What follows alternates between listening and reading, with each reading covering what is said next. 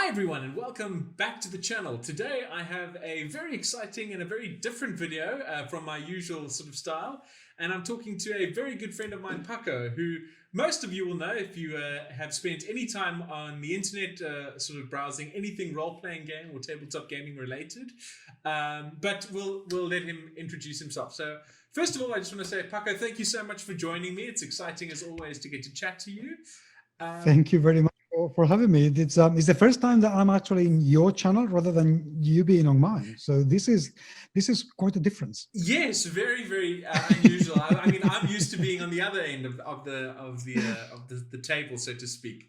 But for those few people who might not know you, why don't you just give us a little quick introduction to yourself, who you are, and what GMS is all about?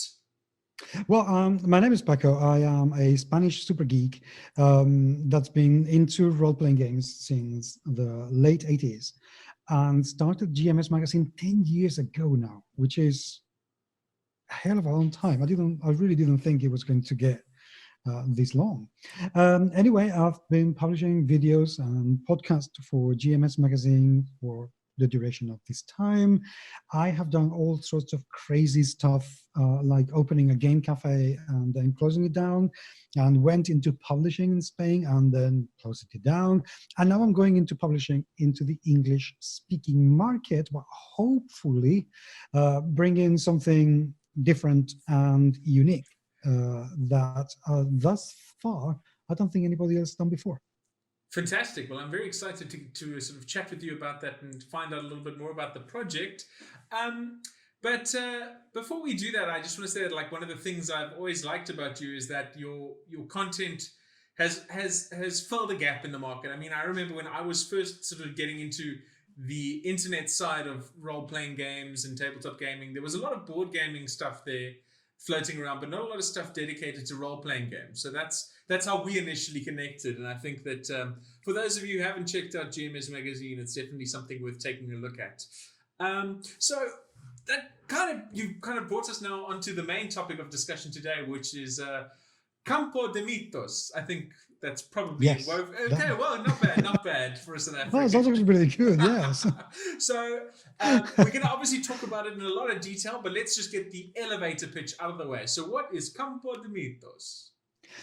Campo De Mitos is a campaign setting for Cthulhu games, cosmic horror kind of games, where I have taken the history of the place where I was born, and I am actually telling the true history of the place where, elder things and Migo used to battle around, where the deep ones are visiting every single year, and they come to see us, where there is a Migo city offshore where I was born, and we have some rituals and some artifacts that absolutely nobody knows about. So if you look into the history books, they will tell you that Gibraltar is full of caves, and that's all they tell you. They don't mention the deep ones. They mention, religious rituals and traditions instead of the truth. And I've decided to come clean and say, this is what's happened in the place where I grew up. So I've taken people I knew when I was growing up and telling you their truths, even though this has placed me in great peril and danger, and it's constant battle for my life now. Well, I certainly hope that the book gets to come out before anything untoward ends up happening and you mysteriously vanish off the face of the planet. The connection is playing up. Are you having some internet issues there? Yeah, this is what happens when I tell the truth. Exactly, they're trying to silence you. Exactly, they're hacking me now. Oh, damn. Goodness gracious. Okay, well, let's get cracking before they completely sever your connection. So, I love the idea of taking a real world sort of space and adding that sort of cosmic horror layer on top of it. It's just such a cool idea. And we're going to delve into that sort of aspect a little bit later on. But just tell me a little bit about the history of the project, because this isn't a new book. This isn't something that you've sort of written up in the last couple of weeks. Tell me, where does this whole thing, where did it start? Well, this started, believe it or not, this started about 8 years ago, when I heard Ken Haidt, who is a writer that I admire quite a lot. There was some sort of competition, and the winner of the competition was going to be able to name a town, and they were going to destroy it in an adventure.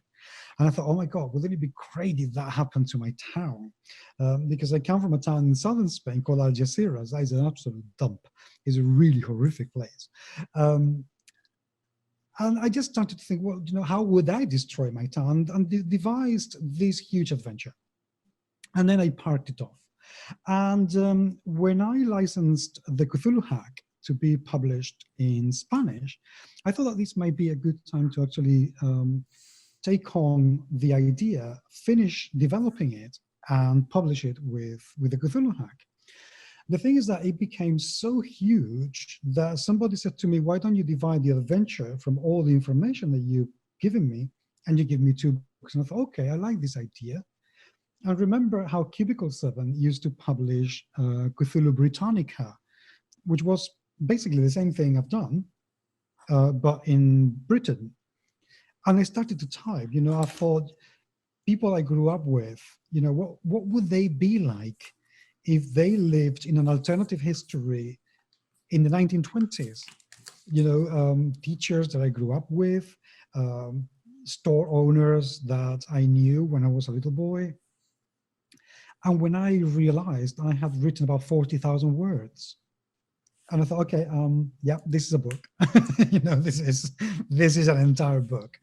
So I published it in Spanish together with the adventure called From Within.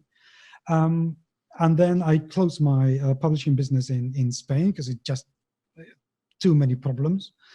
And recently I decided, there isn't anything like this at the moment.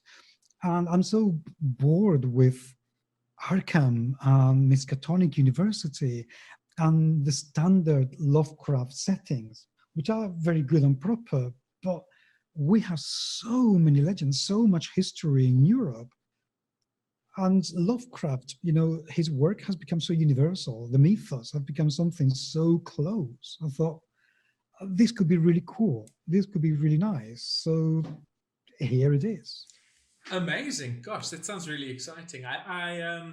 Yeah, like I've said, and I love everything about this product and this idea. So you mentioned now that you had originally separated the setting stuff from an adventure. Is this book that you're putting out now, Campo De Mitos in English, is that going to include an adventure? Is it purely setting? Is there a bit of both? No, this is purely the setting. The reason for that, initially I wanted to do this for Call of Cthulhu. And I was in conversation with Chaosium, and they are an absolutely fantastic company. I know an awful lot of people that work there, and I adore them. So for me, I wanted for this to be a Call of Cthulhu.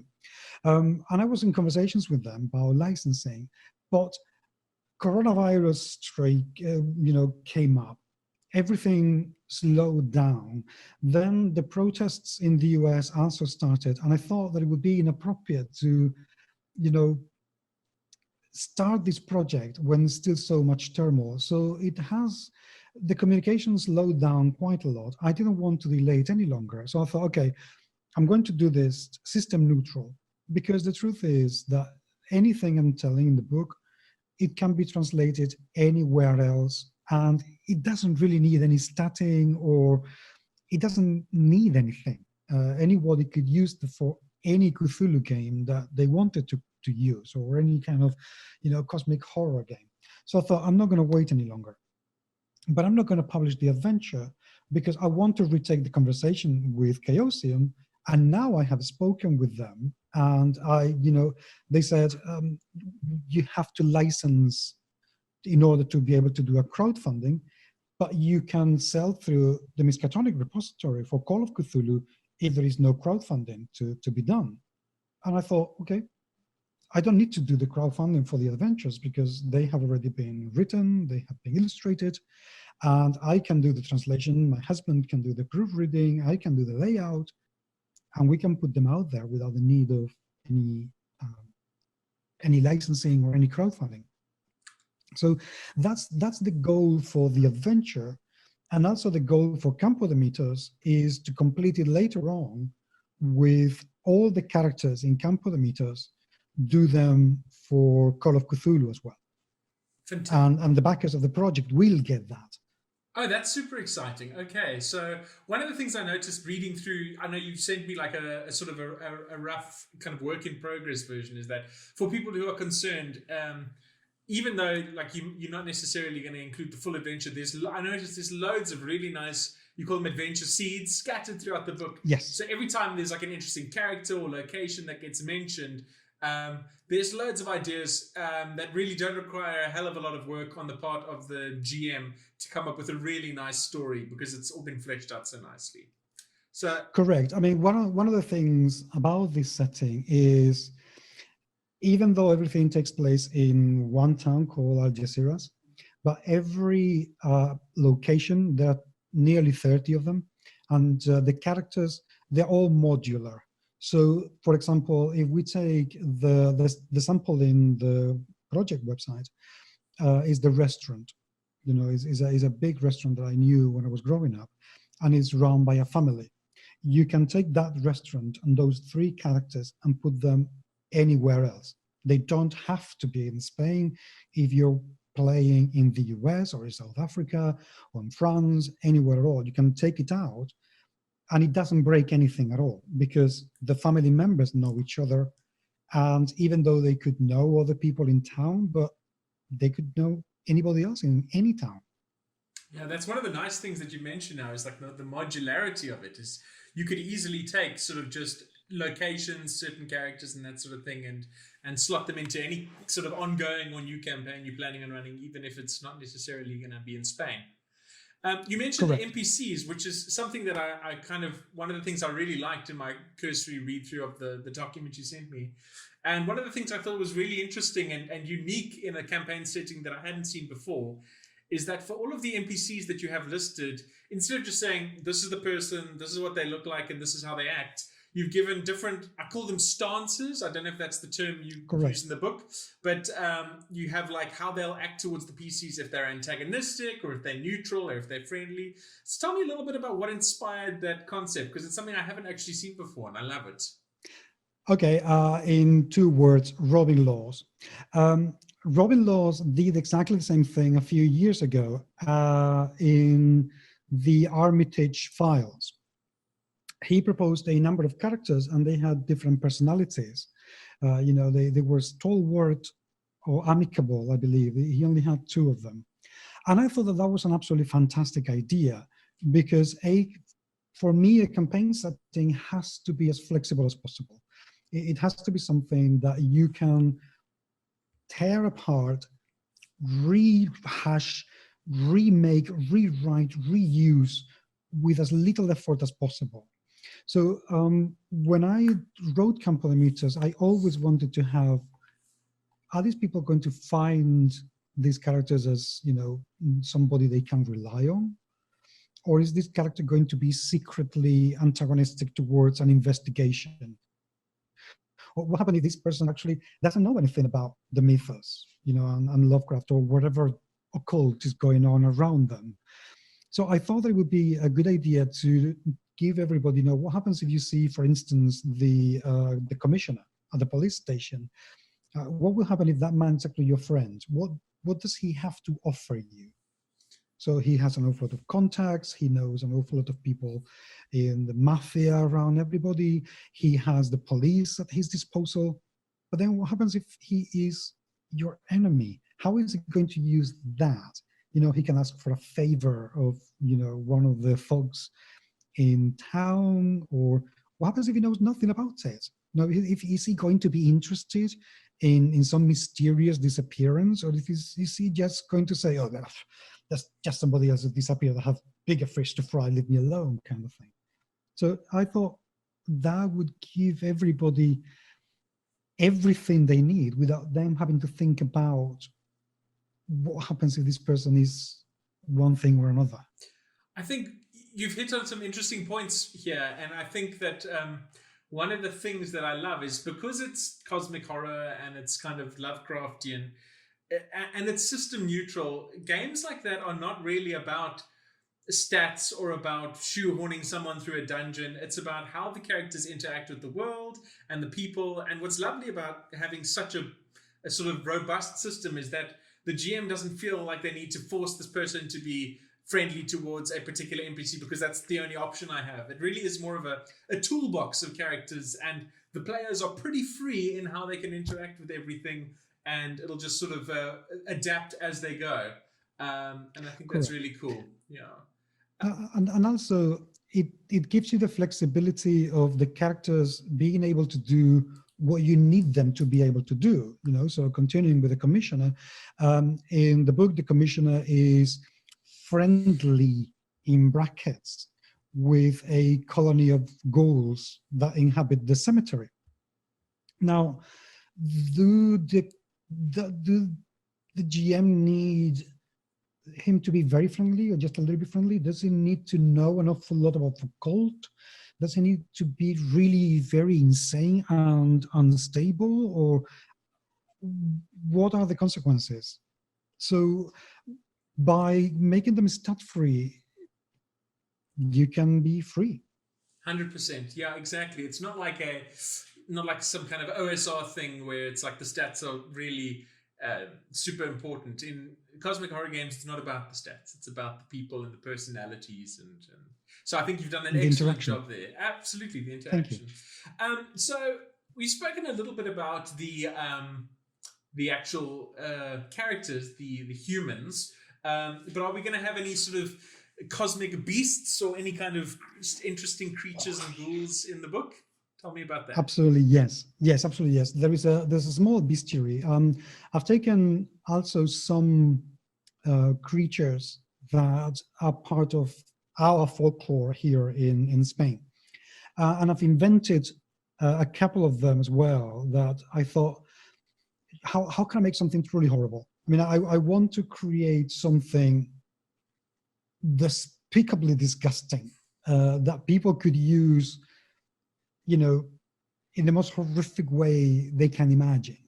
And I came up with, a kind of cactus that eats you from the inside.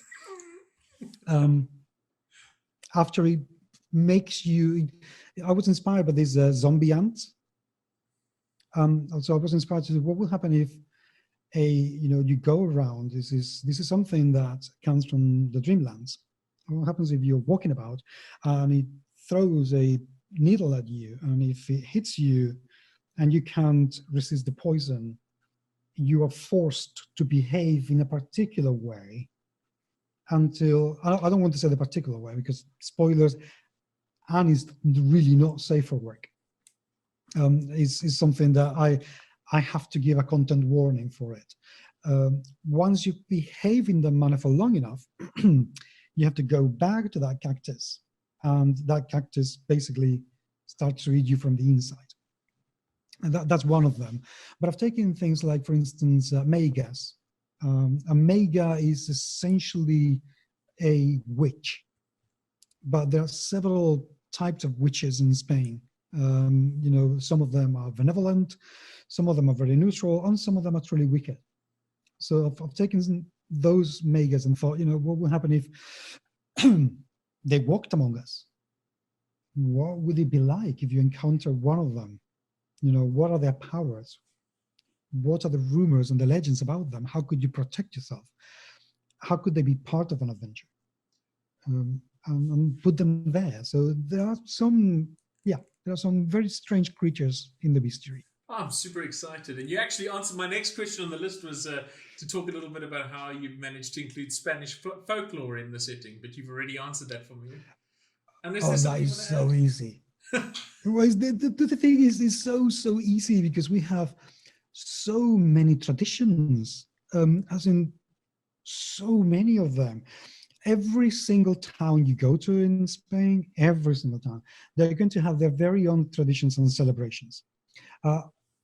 Unfortunately, they also tend to be really gory and bloody, and they tend to involve sacrificing animals. Bullfighting is an ubiquitous thing in my culture, which I find something absolutely horrible. But we don't know where it comes from. we don't know because there are no records of where those things came from. So it is very easy for me to say, right, okay, I'm going to create something that if you go to Spain, you could actually witness it, but you don't know where it's going to come from. We have so many religious festivities that just by changing a thing here or there, suddenly it becomes something truly bizarre. Yeah. And you can go to Spain and witness those celebrations. So that, it's incredibly simple. I just have to visit any church of any age, and I'm going to say, here in Valencia, we are meant to have the Holy Grail. It's not, evidently, but it's meant to be there. We have the severed arm of a saint that's been desiccated and is on display. Immediately you can begin to think, what will happen if somebody drinks from there? What brought it there? Why is it so sacred? We know that it's not the Holy Grail, so why is it so important? What will happen if you actually got a slap with the arm, with a hand? Who brought it? How is it still being preserved? And what will happen if you actually drank water from the palm? You can start to ask questions about it, and it's never ending. It's so many of them.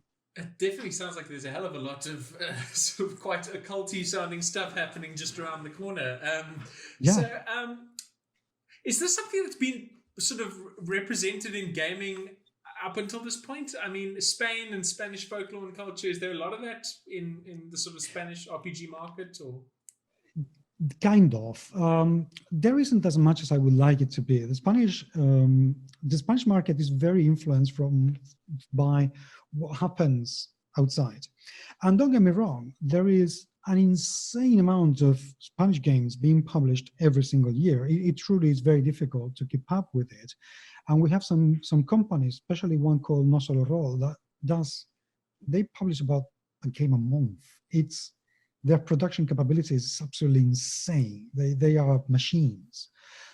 But a lot of those games are influenced by what happens abroad. So there has been one book that I remember called The Bull's King that was specifically based in Spain in the 20s about Cthulhu. But that was published about 15, perhaps 20 years ago. And there's been very little since, very, very little. So, I think it's a missed opportunity that we should embrace and get it. As far as I'm concerned, to me, it's just second nature. Why would I do anything else?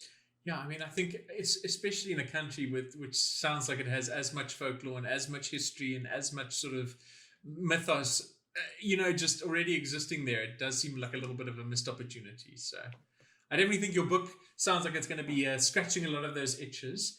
But let's move a little bit away from the content now of the actual text and talk about the aesthetics. Now, the one thing I know about you is that you're a bit of and don't take this the wrong way, a bit of a layout and art snob. You know what you like and you know what works, and if it doesn't look good, you're not gonna hold your tongue. So one of the things that I loved when I was going through the book is some of the sort of vintage photos and that sort of stuff that you've included. Tell me a little bit about that stuff and where it comes from. Okay, there are 3 different types of illustrations within the book. The characters were painted by a really, really good artist from Ibiza called Andres. His pen name is Marlock. And it was a joy working with him because I just had to tell him, this is the portrait of the person, this is the character, paint him, paint her, just do your thing. And I barely had to give him any instructions or ask him to do any, amends. Some characters here and there, change these glasses because they're a bit too modern, or the head is out of proportion here a little bit, but he really got it spot on. And they are very, very evocative. For the rest of the town, I was able to get an awful lot of very, very old photographs from the time, which I wanted to do because I wanted to give a sense of authenticity.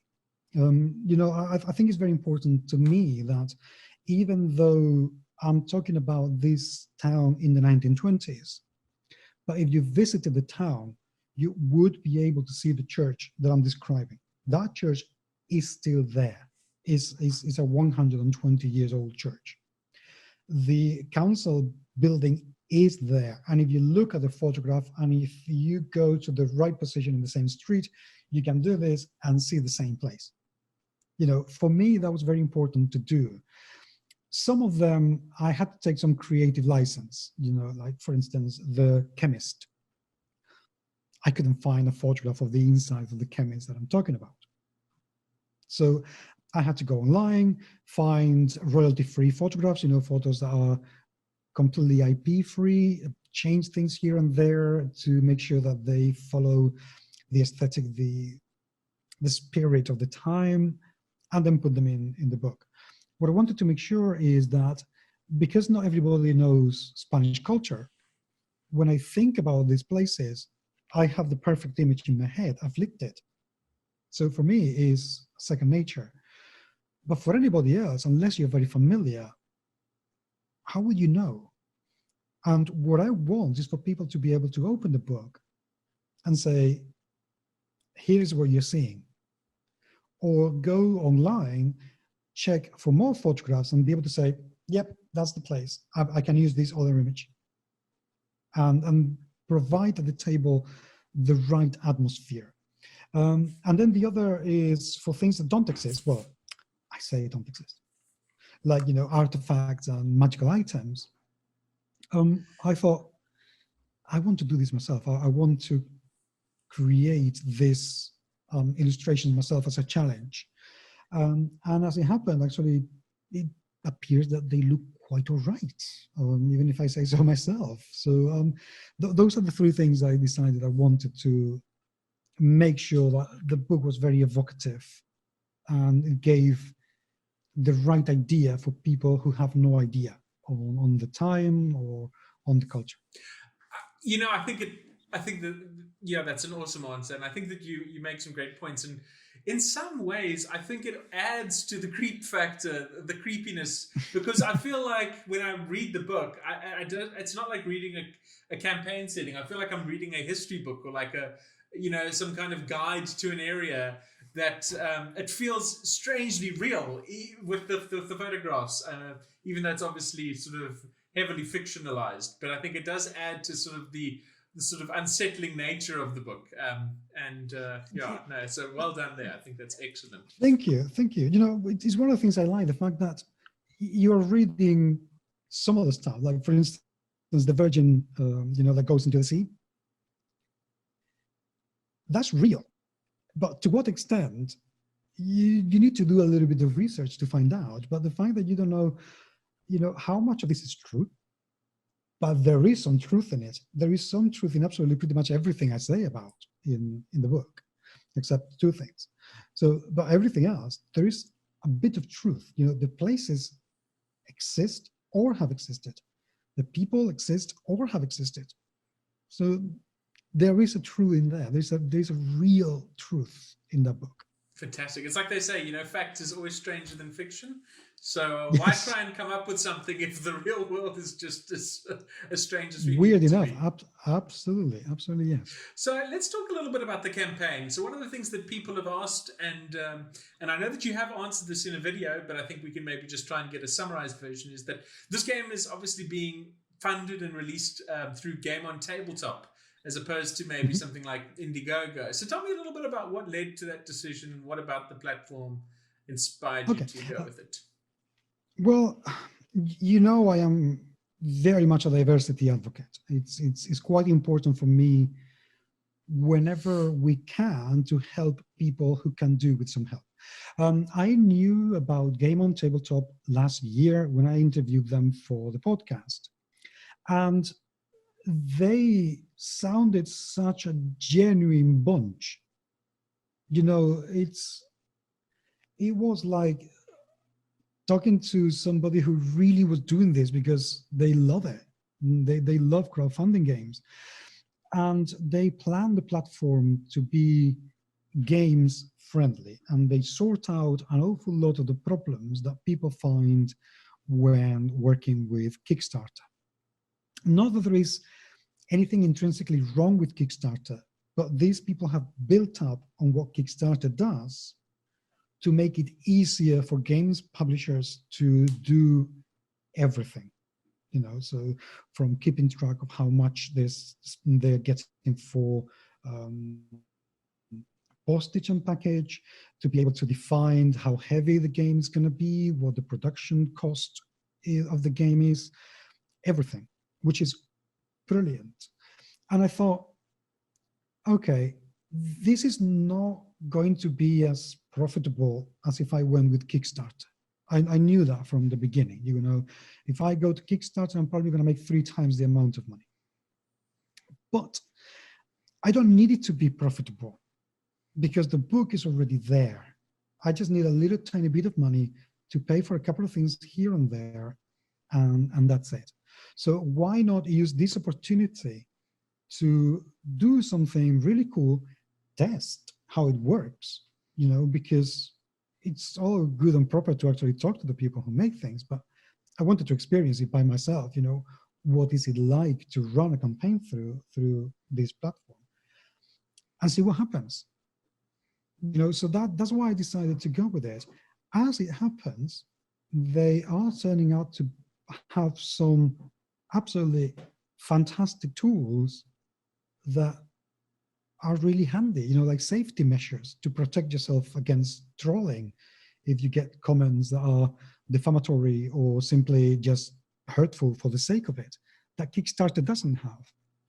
So considering that some people, especially in the role-playing game world, they have haters because we have them.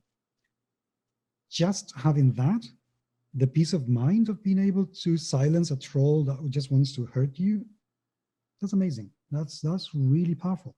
It sounds incredible, yeah. I think, it's there's just so much stuff on Kickstarter, and a lot of it's not really worth the time of day. So maybe having like a bespoke system like Game on Tabletop for tabletop publishers makes a lot of sense. It's like you can go to a delicious steak restaurant, or you can go to like McDonald's. You'll get full, on both meals, but one will be a much better experience. Absolutely. And the thing is, these people are so open to, helping the gaming community, that when I spoke to them, they said, Paco, if you want to do the Kickstarter first and then you do another one with us, that'd be absolutely fine. And I've seen some companies doing it. So they will finish the Kickstarter, and then they will open a Game on Tabletop second project to handle late pledges. So for instance, you will be able to buy the base game without the Kickstarter exclusives. And you can keep the project ongoing as long as you need. So by the time that the game launches, you're going to have everybody who missed out on the Kickstarter, they were going to have a chance to get the game as soon as it comes out. Being able to use the platform in a different manner, being a bit more creative about it, and for them to be able to and be willing to say, yes, we're happy. We just want to help you get your project out. Of course, we're going to make money out of it because, they are a business after all. But, I don't know how old the company is, but they have already raised $17 million. I think that's pretty decent and very well worth keeping in mind. Fantastic. I sound like I am on hired by them. I'm not. I really am not. I just like them, and I like the platform so much. But I have absolutely no, agreement with them of any kind yet. Yeah, well, I mean, the thing is, you've walked the walk. You've done the Kickstarter thing, so you know what that is like, and this, yes. You're just sharing your experience. So tell me a little bit now about. Talking about the campaign, what are some of the stretch goals that you have in mind? Are there any interesting things in the pipeline for the project? Well, I thought there is still so many things I want to write. So every stretch goal is about making the book richer. So the first stretch goal, I think that was a mistake on my part, begins at 2,000 euros. I think I'm going to make one stretch goal for the 1,000 euros mark. And then after that, it will be 1,000 euros after 1,000 euros. And what I want to do is to add more locations and more illustrations. So every stretch goal from the 2000 onward, it's going to include illustrations for a new location, 3 characters, and 2 extra illustrations. So everyone's going to be 1 location and 5 illustrations and 3 characters. So what I just want to give as much, richness as I possibly can. So that's why I didn't go for, dice or gimmicks. If we get the money, instead of 120 pages book, you're going to get 140 pages book. Instead of 27 locations, you're going to get 35 locations. That's what I want. And as a peak for the future, because if we don't get to those stretch goals for this campaign, I'm still going to write it.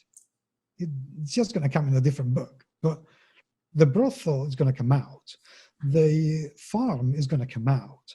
The other restaurant is going to come out. The butcher is going to come out. The farmer is going to come out. The other convent is going to come out.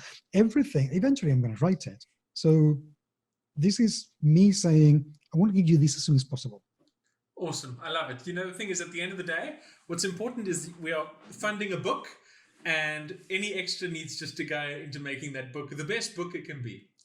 So people don't want gimmicks. They don't want funny pencils and whatever. They want their book to be the best book ever. Correct. That's what I think. So I think we're sort of getting towards the end, but there is something that I noticed on the campaign, and it's something I just wanted to sort of chat to you about. Now, anyone who knows Paco will know that he's probably the biggest, or one of the biggest, in my opinion, sort of advocates of inclusivity and diversity in tabletop gaming. And one of the things I noticed on the campaign page were these angel pledges. So tell me a little bit about those and how they work and what that's all about. Okay. As I said, I believe very passionately in helping people who have it harder than you. Getting into role-playing games is a very tough thing to do. And an awful lot of people come from disadvantaged backgrounds, people who are chronically ill, who are unemployed for a very long time, who simply don't have all the skills to be able to bring their idea from beginning to end. And there are an awful lot of people who don't have the money. They just need some money. So what I've done with the Angel Pledge, people can pay 15 euros and get the print-on-demand code for the book when it's finished, or they can pay 20 euros. If they pay 20 euros, half of the resulting amount, so I am going to be putting a little bit of money from my pocket, and it's going to go to somebody who needs that money to finish their product and their project. So if you pledge 20 euros, firstly, you're going to have a say in proposing who you would like that money to go to, but roughly 8 euros out of that, out of every 20 euros pledge, is going to go to somebody who needs it. And I know it's not going to be a huge amount of money. We are not talking thousands. But, if we could get $300 or $400, that could be enough to pay somebody to do some illustration work, to do some proofreading, to buy groceries so they don't have to worry about it and they can finish writing their book. It can mean the difference between somebody publishing or living a dream unfulfilled. I'm very privileged that I've been able to do it, that I can do it. So, this is my way of saying, we are always talking about how generous and amazing the role-playing game community is. Well, this is the time to show it. And this is the time I have to prove that, I am committed to help other people. And I want to have around me people who are committed to do that as well. So yeah, let's show how generous and how inclusive and diverse we actually are. Let's put our money where our mouths are. Well, that's such an incredibly generous and charitable move on your part. And I think that if that doesn't inspire someone to pledge, I don't know what will. So, in closing, unless there's anything else that you want to add that I haven't maybe brought up, let's just chat a little bit about where people can find out about the campaign, where they can go to pledge, and where they can find out more about you and GMS. Okay, well, finding out about the campaign, Game on Tabletop, and it's in the front cover. So you can find it there, gameontabletop.com. I am doing updates in Twitter all the time because I spend too long in Twitter, definitely. And I'm doing some video updates. I find it very easy to record a video. Some people find it very easy to type, like being in front of the camera and just talking. So I'm doing some video updates about the project. So leaving me a comment in YouTube, I will see it and I will reply to it, I promise. And any questions, by all means, people ask anything at all. We'll be quite happy to answer the questions you may have. It's absolutely fine. Anything. Fantastic. So I'll definitely be putting all of those links to the campaign and all your socials down in the description to this video. So if any of you are interested, you'll know easily how to find it. But on that note, I think it's time that we say goodbye. And Paco, I'd like to thank you again for joining me. It's lovely to chat as always. Yeah. Thank you very much for having me. We should do this more often. Either you at my place, me at your place. Just have a chat, have a bite. Sounds delicious. I can't wait. Take care, and we'll chat soon.